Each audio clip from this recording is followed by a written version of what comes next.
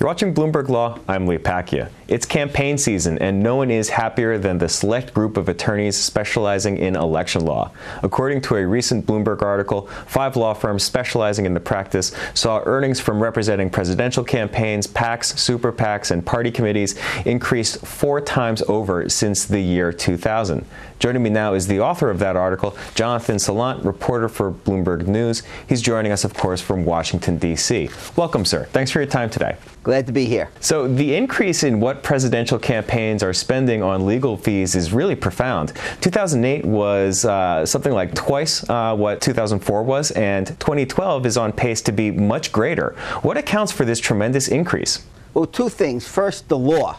The law keeps getting more and more changed and more complicated. The second is we're seeing in 2012 the first time ever that neither presidential candidate is taking federal funds for the campaign. Therefore, there are no spending limits. They can raise and spend as much as they want. They don't have to watch every dollar. So this is largely driven by, say, Citizens United? Is that the big catalyst here? Actually, Citizens United has nothing to do with this part of it. It's that since 1976, presidential candidates have taken federal funds in exchange for limiting their spending. It's an outgrowth of the Watergate scandal. And this time, Obama in 2008 didn't do it, and this year, for the first time, both major party candidates are not going to take the federal money. Interesting. Jonathan, walk us through this. How does this actually work? Say I want to run for office. At what point in my campaign do I actually go out and retain counsel? Is it the first thing I do, or is it just another item in the regular list of things to do?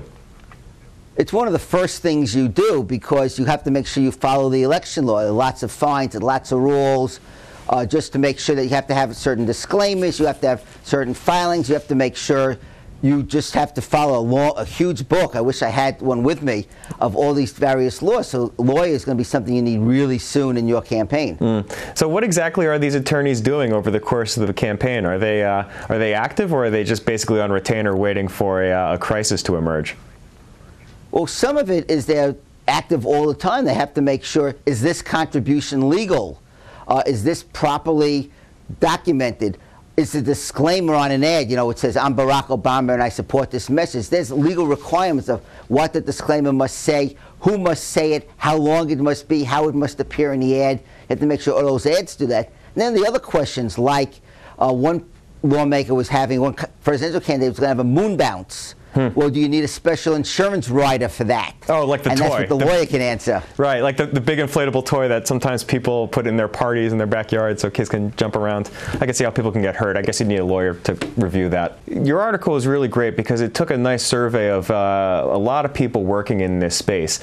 In doing your research for the article, did you get any sense to what extent the lawyers doing this kind of work know each other? Is it a close cabal, or is it a little bit looser affiliation?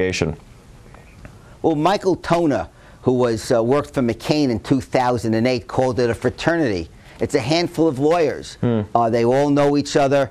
The associate of one becomes the counsel for a different candidate, and certainly the Republicans get together every couple of years for dinner and talk about the stories. Yeah, I wonder if they're moving towards a cohesive bar, say like the plaintiff's bar. It's an organized entity in which they can do things like lobby, for example. Are we going to see election lawyers lobbying Congress at some point in the White House in future election cycles? Well, I don't know if we're formally seeing election lawyers lobby, but we are seeing election lawyers even now petitioning, trying to change the rules. Jim Bopp, who was not in the story because he doesn't do presidential campaigns, but he's the guy who filed the petition that led to the Citizens United decision that you mentioned. So all these election law changes and these new laws are being spurred by these same lawyers who are petitioning the Federal Election Commission to change the law. Any sense for what they're looking for next in terms of changes or new laws?